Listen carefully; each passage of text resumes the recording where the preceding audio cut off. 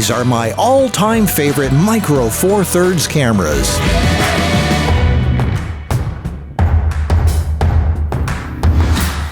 I worked in Hollywood, made my own motion picture, made a lot of money, and I can get any camera in the world I want. But I'm at the phase now where I don't need to show off anymore. I just want to enjoy life, have fun, and play with my hobbies. So my biggest hobby in the camera world is tiny little Micro Four Thirds cameras, the ones that nobody else wants anymore. And I'm going to show you my collection in a minute here. But these cameras, it's kind of like the stock market. People in the stock market, the losers, are the ones who buy whatever's hot right now. The trendy hot stock, because it's shooting up for the sky and everybody buys those. But what they don't realize is they're buying something that's already overvalued.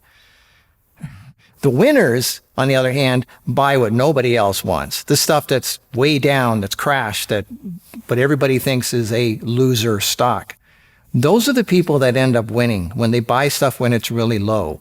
So it's kind of interesting because people are selling off these cameras to buy the hot new ones. And then years later, they realize, oh my God, what did I do? I did that myself. Even Warren Buffett regretted selling some of his stock that he really liked. I gave away a couple of my GX850s, but that's okay. I got some more to make up for it. But anyway, so, when people jump on the new big thing in any category, I laugh. I can have any camera in the world, just like I can have any car in the world. I have a Lamborghini, I have a Ferrari, I have a Jaguar, and a few others, and they're in mint condition, and they look and drive brand new. But the interesting thing is, to everyone's surprise, the Jaguar's 10 years old, the Lambo is 22 years old, and the Ferrari is almost 40 years old. Does that mean they're undesirable cars? Actually, they're more desirable now because they're classics, and they're in mint condition. And the same thing with these cameras. They haven't made these in a decade. And people laugh at them. They go, these things are dinosaurs. They're relics. Why would I want that? I want the new hot thing. Well, I don't care. I'm at that age in my life where I just don't care. I want to enjoy my stuff, my toys, my collections. And the thing that I like the most is the smallest, most lightweight, tiny cameras that I can take with me, just like the little tiny RX100 pocket camera that she's using right now. I'm using 3 of them. I've got one right here, I've got one right there, and I have one up there.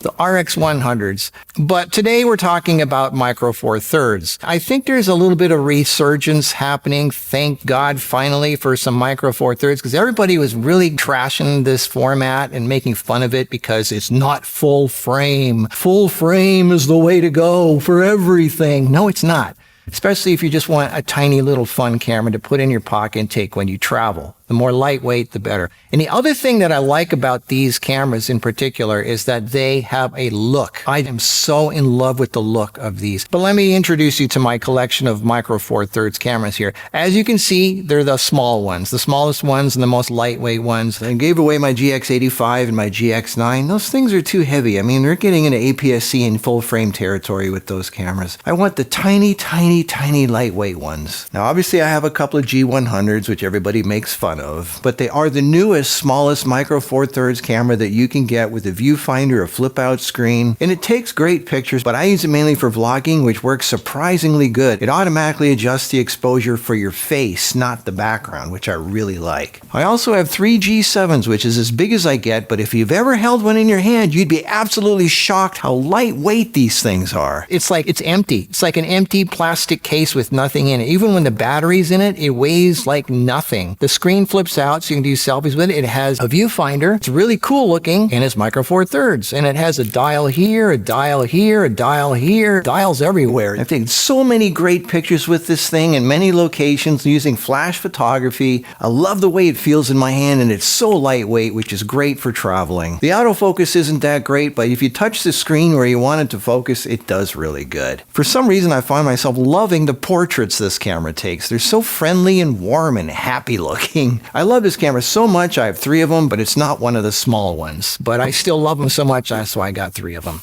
But let me show you through my classic collection here. These are the ones that are the ultimate for the small micro four thirds camera world. Obviously, the smallest in the world is the GM1. This thing is so lightweight and small. It doesn't get smaller than this. This is the smallest micro four thirds camera in the world, interchangeable lens camera, the GM1. I've always got one sitting on my desk that I'm ready to grab at a moment's notice if I want to take a quick picture of Kara, which I've done for years. You can get good stuff indoors, but they really shine outdoors. These cameras love a lot of light. And the secret I've found to getting really nice sharp pictures and video with these things is to make sure the shutter speed is nice and high, like 400, 800, or even higher, unless you're on a tripod. And I have several of those. 1, 2, 3. Is that a GM? Yeah, it's a GM1. And you can see how small it is. It's just really, really tiny. No viewfinder, and the screen doesn't flip up or anything, but for small, lightweight, and I made a video about this recently. I did some really amazing shots and videos with this in Palm Springs. It's a retro little camera. I had a really fun time using this in Palm Springs. You can watch that video if you want. Now over here, for those of you who want a viewfinder, here's basically a GM1 with a viewfinder. This is the GM5. It has a viewfinder, it has a hot shoe, so you can do flash photography with it. The sync speed is only 1/50th, so you're going to need ND filters if you're outside, but it still works. It's got a dial on the back here. It's got a bunch of functionality here. A lot of buttons and dials. The viewfinder is actually pretty good quality. I'm amazed what they crammed into this little thing. It came out a year after the GM1, and even though it has a viewfinder, it's almost the exact same size. How they cram so much stuff into a tiny little thing like this makes this camera a technological wonder. This is one of the most desired cameras in the world. What is this? That's a GM1. 4 GM1s. Okay, so I have 4 GM1s, 2 GM5s, 3 GX850s, 1 GX880, which is the European version, still has an English menu. And these cameras I like more than the GM1 and the GM5 because it has a flip-up screen, which is great for vlogging. These cameras came out 3 years after the GM5 and 4 years after the GM1, and I like these cameras even better. It's the perfect size camera. It shoots 4K video, and it takes pretty good pictures. It's a really fun camera to just have in your pocket and take with you when you travel. It's really lightweight, really small, and I think this is the perfect body style and size and weight. It's an interchangeable lens camera, so you can change the lenses and get that nice blurry background. So again, if you know what you're doing, you can get really good stuff with these cameras. And then finally, my most favorite camera of all, the GF10 GX880. I've got 4 of these. This is the last year they made this design. It has a flip-up screen, great for selfies and vlogging, which is what I use it for. And it is this body design, exact same as the GX850, but this is a year newer. This came out a year after this. So I assume they refined some things in there that we don't know about. But look at that. This is the last year you could have gotten something this small. And this is the highest technology of the time. And that's why I'm grabbing as many of these as I can. These are my favorite. And look at the look you can get with these things. The color is like Fuji color. The autofocus actually works really good. Do you see this thing searching or hunting? It works great. You just have to know how to work the autofocus. It has face detect, not phase detect. It has face detect. It recognizes your face and it locks on it. It does a really good job. You know, people always like to say, oh, it doesn't have the latest fancy autofocus that the new cameras have, but I'm happy with this. I mean, really happy with it. When I was outside in the sun, they would shut off doing 4K in a couple minutes, but I just showed you recently in a video how I can cool these things down so they can run over 15 minutes to a half an hour. There is a way to take the time limit off, and there is a way to cool them a lot more than they are used to. So watch that video. I'll put the link down below. So while others are buying the latest, greatest, trendy, big, heavy, you know, I don't, most Hollywood cameras don't have stabilization or autofocus. The autofocus and stabilization thing, that's a thing for spoiled YouTubers. I don't need that. These cameras I put on a tripod and I flip up the screen, I push record, and I vlog with it. And I do great videos and I take pictures, and it's great for walking around on vacation. I don't need that stuff. I don't need the latest fancy autofocus. I don't need the stabilization. I don't. And like I said, I can afford any camera in the world. If you know how to do photography, if you know how to do video, if you know how to do good lighting, you don't need that stuff. You can get great stuff with any camera. And for me, the guy who can have anything in the world, these are the ones that I choose to have. I might even buy a couple more. This is my fun collection. Some people collect baseball cards. Some people collect guns. Some people collect cars. Actually, I do collect a few cars, don't I? Anyway, but this is my heart. This is my soul here, is tiny little micro four thirds cameras. And I just love these. And I think there are some people out there that are regretting selling these things because these are classics. And word is that they're not going to make these cameras anymore because you can't fit the latest processor and technology and IBIS into something this small. I think they can. They're doing it with GoPros and stuff. If they can make good stabilization, I know the sensor's bigger, but you know, excuses.